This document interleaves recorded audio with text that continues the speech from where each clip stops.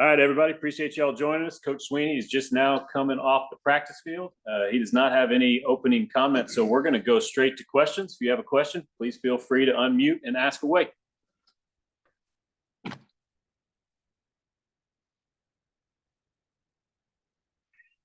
like we can go home. Must be Friday night. Hey, Dabo, how's it going? It's Chapel with the State. Thank God for you, Chapel. I was about to have my feelings hurt. Hey, man, I want to see if anybody else want to go, but I got you. News this morning, ACC adding Stanford, Cal, SMU. Your reaction? Listen, as y'all have heard me say many times, I just focus on what I control. I don't control any of that stuff. I don't get distracted by any of that. So I think not surprised is my reaction. Nothing really surprises me anymore when it comes to college football. And those are certainly three really good institutions for sure. I guess my biggest reaction would be, hey, last time we went to Dallas and then to the Bay Area in California, it brings back great memories for the Tigers. So, that's really about it, man. I'm just trying to find a way to win Monday night. And I guess injury-wise, about the same. You feeling good health-wise going into? Yep.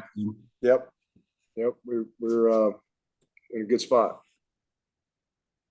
And Ship was mentioning last week that Garrett's going to be on the field this season, and he liked the communication that brought. What was that conversation like between you and Garrett for him? He said he wanted to coach from the field instead of the box. Is that something he's always done, and how do you think that's going to help you all this year? I know Street was in the box last year. Yeah, not much of a conversation. It was like, hey, where do you want to be, up or down? And he prefers to be down. No different than it's always been. My first coordinator, Billy Napier, he liked to be up. Everybody's got their own preference of what they do. And he liked to be up. Chad Morris liked to be down. Tony liked to be up. Streeter preferred to be up. And Garrett prefers to be down. So it's just really kind of to each his own. I don't know that there's a right way. Tony was up for 5 years and we won more games than anybody in the history in 5-year period. So, Chad was down and we had a great run there. So it's just kind of, I think it's a preference of that coordinator on what they feel makes them the most effective. I think that's, and again, not everybody's the same. So, whatever the coordinator feels is his makes him have the ability to be his most effective. That's what you should do. And so to each his own, and wasn't much of a conversation. It was just a question. What do you want to do? Nothing to it after that. Hi, Dabo. It's Christina from the Greenville News. Just the other day, Andrew Makuba was talking about kind of the challenge that you issued him last year and just kind of as far as his maturity level. So just what were your conversations like with him as far as that challenge, and how do you feel like he's responded? Well, he's responded in a big way. And, sometimes a guy that has a lot of success as a freshman, can get a little distracted, as a sophomore and forget that, there's you gotta be a guy that's always pressing and improving, and I just think he just kind of got in a little bit of a phase there where he got maybe wasn't quite as focused as he was as a freshman, and then he got hurt. He had a lot of injuries. That was part of it. Between his elbow and his knee, it was. But I tell you what, man, that kid, he's one of the toughest guys we've had come through here because he just kept going, and so just really challenged him about really a total commitment in every area of his life because. I didn't think his body was in a good spot last year, and he just needed to buy in a little bit more to the overall wellness and the commitment to that, for this level especially, and how he fuels his body and just all that stuff. Because he'd gotten a little light, and he really bought into it. He had an amazing off season. He's 190 something pounds. He's very, very confident, and it's just all part of it. He learned a lot last year, and but man, I'm proud of him. He played through a lot of pain. He played through, some pretty significant injuries all year. But I think the biggest thing was just a maturation process of day in, day out, week in, week out, what he's got to do to become, a great football player. And again, it's not just showing up and going to practice and being a good athlete. It's so much more than that. And I think that was the biggest thing that he bought into last year, into this offseason especially. And he's in a really good spot right now, and excited to see him go play.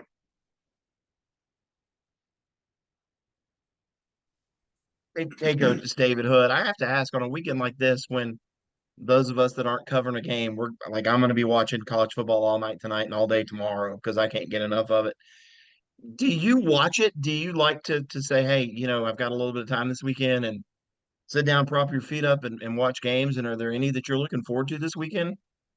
Yeah, sure. I mean, if this was a normal week, and let's just say there was this game 3, for example, and you've got your normal prep time. I mean, no, I wouldn't be able to watch much because I mean, this would be a Wednesday night. This is a Wednesday night for us, and it's practice corrections. You're continuing on through your game plan type of stuff, and there wouldn't be much time. But this is obviously we could play today. So we're just kind of in a polish mode right now because we've had a long time to get ready, and these guys are ready to go play. So it's really just about tempering that. So it's not normal in that standpoint. So absolutely, man, we'll eat dinner. We'll have a little bit of practice correction on the tape tonight, and everybody get home at a decent time. Let's watch some games.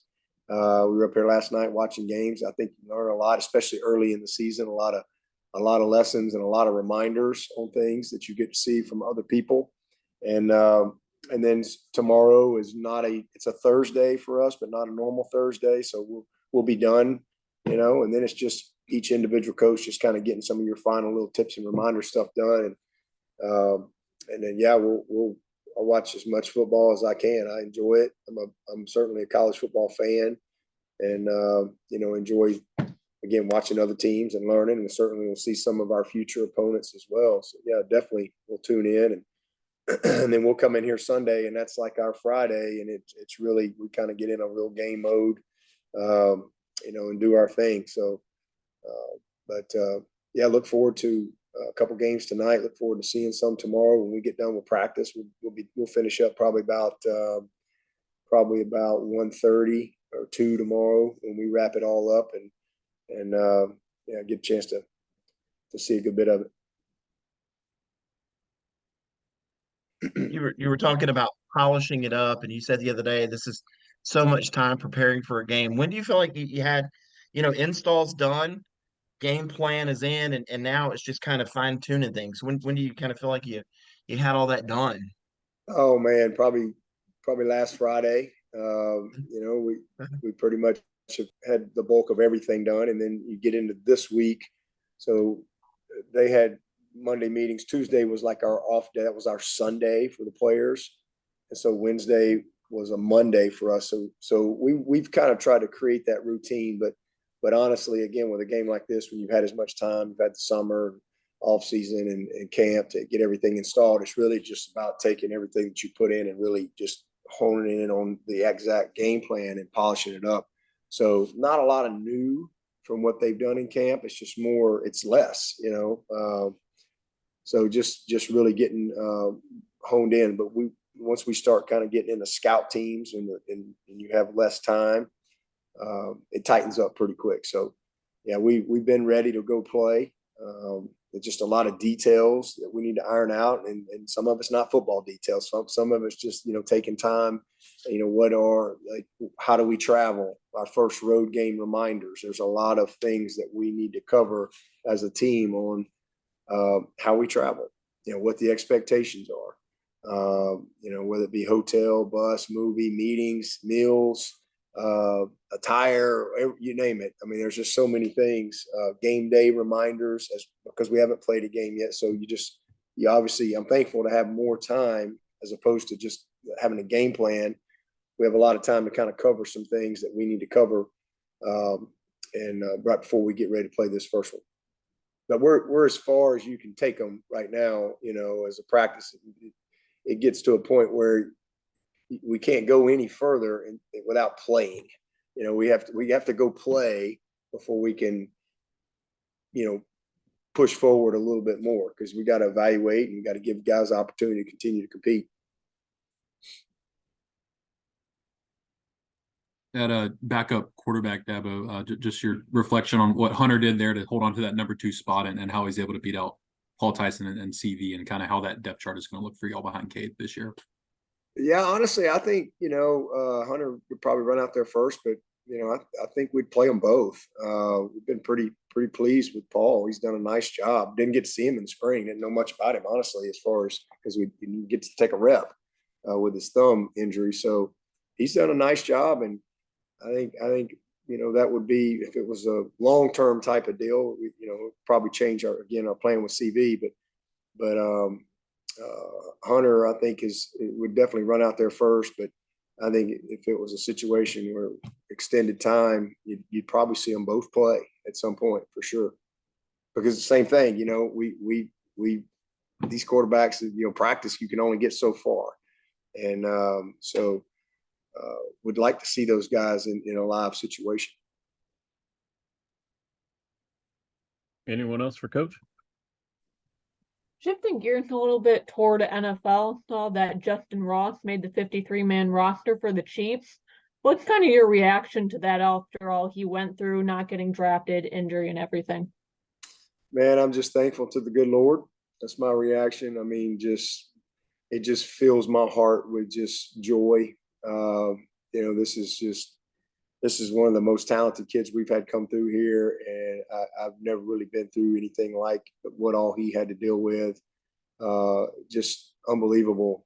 I take myself back to the day that they walked in and said they didn't think he's going to play football anymore, and I'm like, what are you talking about? And then to finding out that he had this congenital fusion, and I know way more than I should know about all of that stuff because of just walking through that with this kid and just seeing the devastation and then COVID was going on as well. And, he had to go to Pittsburgh and there was really, if it wasn't for Dr. Okonkwo, the doctor in Pittsburgh, he's not on the 53-man for the Chiefs. It took one guy that really believed that he could. I'll never forget the meeting with the doctor up there and Justin and his mom, and his exact words were, this was serious, and there were no guarantees, but because the initial thing was he's never going to play again. That was pretty much the answer from everybody. But Dr. Okonkwo,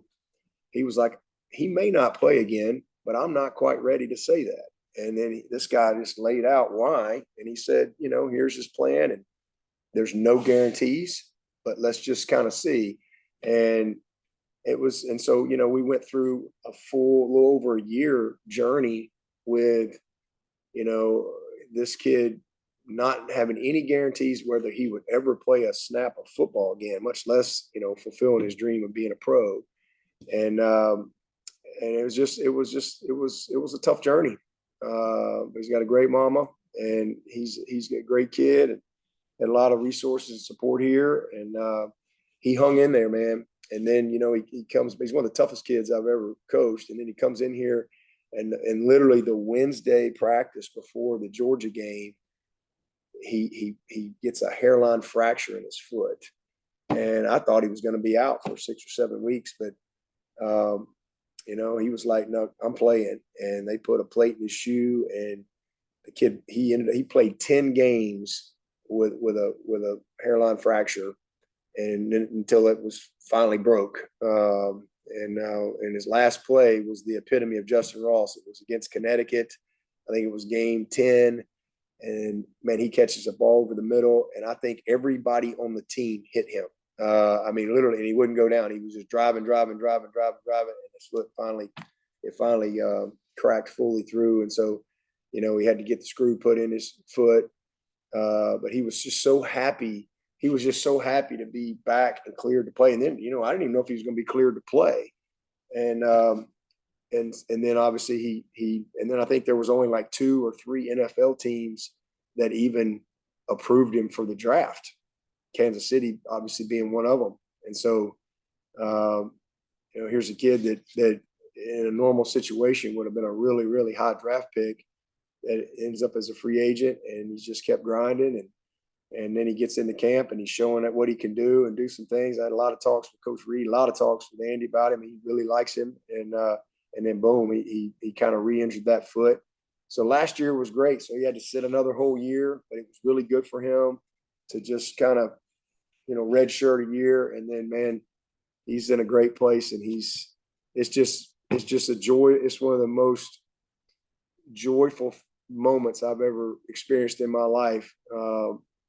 Just seeing him. I actually went out to Kansas City in May and spent a day there with the coaches and watched them have an OTA practice. And got a chance to visit with Justin a good bit. And man, I'm just so thankful for him, and I'm so happy for him that, no matter how long he plays football, what he was able to overcome and achieve, it's miraculous. And he's the first ever to play professional football with the situation that he has. And it's an amazing story. And I just, praying that, he can truly, show his full capabilities, this year and get what he's worked so hard for. Dabo, Coach Riley said that distributing the ball around among the receivers is going to be a really big key point for this offense. Just, do you guys have a specific goal for like number of targets for each receiver, or is it kind of just whatever happens? Yeah, I mean, the defense dictates where the ball goes. I mean, there's certain you get in the flow of a game, and we certainly have some ways where we can absolutely make sure a guy touches a ball. But it's all about the rhythm of the game and what the defense is doing for sure, because you can't just predetermine decisions. You've got certain things, screens and things like that, and we've got some specific ways that you design that you hope might free a guy up that you're targeting, but it may not always work out that way. But the biggest thing is the ball will get spread around, just formationally, the way we do things. And, guys, we pretty much will work, they'll work outside, but we've got several guys that work in and out. And then formationally, we can do a lot of things, but no real number. We just know that, we want to play fast, and if we play efficient and we stay out of third and longs, there'll be plenty of touches for everybody.